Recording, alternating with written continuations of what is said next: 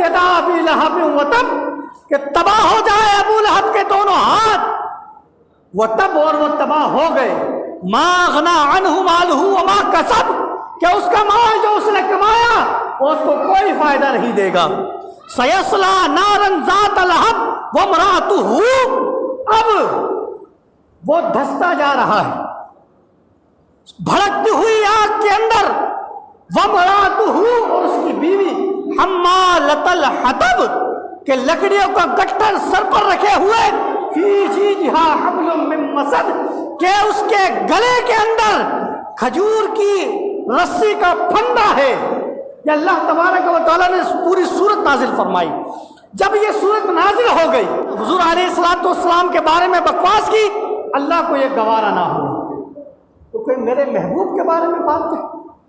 हालांकि मेरा महबूब, उसके ऊपर कोई दुआए हलाकत नहीं कर रहा है, हालांकि मेरा महबूब उसके बारे में कुछ कह नहीं रहा है, लेकिन रब तबारक व तआला की गैरत देखिए कि रब तबारक व तआला को बर्दाश्त ही नहीं है कि उसके महबूब के बारे में कोई इतनी सी बात भी कहे। अब जब ये सूरत नाजिल हो गई, और नाजिल होने के बाद ये बात हो गई कि साथ हुजूर अलैहिस्सलातु वस्सलाम ने अबू लहब और उसके बारे में ये बात कही है, तो अबू लहब जैसा भी हो, चूंकि कुछ समझदार था, वो बड़बड़ाता हुआ अपने घर में चला गया और वो कहने लगा कि मेरे भतीजे ने मेरे लिए तबाहकारी की बात की है, बर्बादी की बात की है। तो वो कहता रहे, मैं अपने पैसे से अपनी बर्बादी का इंतजाम कर लूंगा, यानी अपने आप को मैं अपने पैसों से बचा लूंगा और तबाह होने से बच जाऊंगा। वो तो ये कहकर अपने घर में बैठ गए, लेकिन उसकी बीवी उम्मे जमील वो गुस्से के अंदर आग बबूला हो गई, वो बड़बड़ाने लगी और वो इतनी पागल हो गई कि उसने एक पत्थर लिया और हुजूर अलैहिस्सलातु वस्सलाम को तलाश करने के लिए निकल गई। और वो मस्जिद हराम के अंदर दाखिल होती है और मस्जिद हराम के अंदर हुजूर अलैहिस्सलातु वस्सलाम को तलाश कर रही है पत्थर लेकर। अब अल्लाह तबारक व तआला का आप कुदरत देखिए, अल्लाह की आप कुदरत देखिए कि मस्जिद हराम के अंदर हुजूर अलैहिस्सलातु वस्सलाम भी मौजूद है, हज़रत अबू बकर सिद्दीक के साथ। किसके साथ? गारे यार के साथ मस्जिद हराम के अंदर मौजूद है। वो पत्थर लेकर मस्जिद हराम में दाखिल होती है और पूरे मस्जिद हराम के अंदर चक्कर लगाती है। अल्लाह तबारक व तआला ने उसकी आंखों पर पर्दा डाल दिया, तो उसे हज़रत अबू बकर सिद्दीक तो नजर आ गए, मगर हुजूर नजर नहीं आए। हुजूर अलैहिस्सलातु वस्सलाम उसको नजर नहीं आए और वो हज़रत अबू बकर सिद्दीक से कहने लगी कि कहाँ है तुम्हारे दोस्त, कहाँ है तुम्हारे नबी, कि देखो मैं ये पत्थर लेकर आई हूँ। अगर आज मुझे यहाँ मोहम्मद दिख जाते तो माज़अल्लाह मैं उनके ऊपर हमला आवर हो जाती। जुमले तो कुछ और है, लेकिन मैं अपने जो मुझसे हो सकता है कि मैं हुजूर अलैहिस्सलातु वस्सलाम के बारे में जो उसने अल्फाज कहे वो तो मैं ना बयान कर सका, लेकिन कम हो जाए वो वाली बात मैं कर रहा हूँ। उसने ये कहा कि मैं हुजूर अलैहिस्सलातु वस्सलाम पर इससे हमला कर देती, और उसने और भी हुजूर अलैहिस्सलातु वस्सलाम के बारे में बकवास की। बहरहाल वो बकबका कर वहां से चली जाती। अब ये लोग हुजूर के इतने बड़े दुश्मन थे, हालांकि इतनी मालदार थी ये औरत, और इसके अंदर अबू लहब भी शामिल था। इतनी मालदार होने के बावजूद इसका काम क्या था? यह अपने सर पर कांटों से भरा गट्ठर लेकर आती थी। क्या?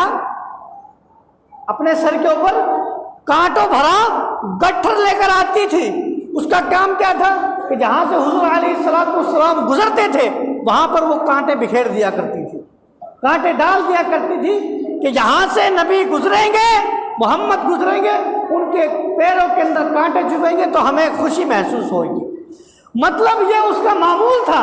ऐसा नहीं कि उसने एक दिन किया हो, 2 दिन किया हो, ना ना, यह उसका मामूल था और उसको ये काम करने में मजा आता था। क्या?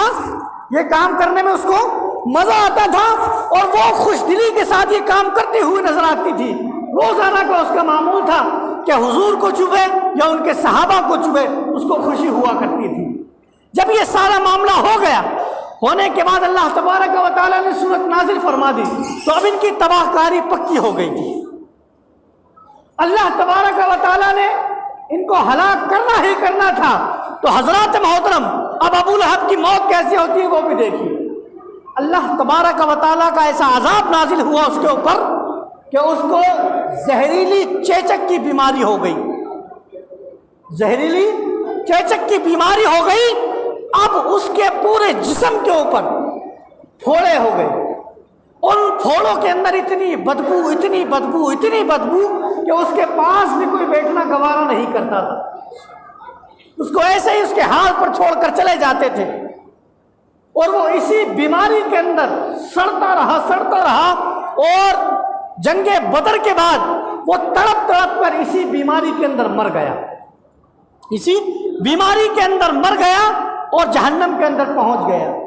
دوسرا، اب اس کی بچی بیوی ابو لہب کے مرنے کے بعد بھی اس کو عبرت حاصل نہیں ہوئی، اس کا پھر بھی یہی کام رہا کہ وہ کیا کرتی تھی، اپنے سر پر گٹھر لے کر جاتی تھی اور حضور علیہ الصلوۃ والسلام کے راستوں پر کانٹے بچھاتی تھی۔ ایک دن کیا ہوا کہ وہ گٹھر لے کر آ رہی تھی اور گٹھر کو رسی سے باندھا ہوا تھا، اور اس رسی کو اپنے گلے کے اندر پھندا سے بنا رکھا تھا کہ تاکہ اگر وہ ڈس بیلنس ہو تو وہ گردن سے رک جائے اور میں اس کو سنبھال لوں۔ اسی لیے تو جب گٹھر لے کر آ رہی تھی تو اچانک سے وہ تھک جاتی ہے اور ایک پہاڑ کے اوپر کسی چٹان کے اوپر بیٹھ جاتی ہے، تو اللہ تبارک و تعالیٰ کا حکم ہوتا ہے فرشتے کو، ایک فرشتہ آتا ہے اور وہ جو گٹھر اس کے سر پر رکھا ہوا ہے اس گٹھر کو گرا دیتا ہے۔ جب اس کو گرایا، اس کے گلے کے اندر رسی پڑی ہوئی تھی، وہ رسی کھنچتی ہے اور اس کی سانس لینا اس کو دشوار ہو جاتی ہے، اور اسی حالت کے اندر وہ بھی تڑپ تڑپ کر مر جاتی ہے۔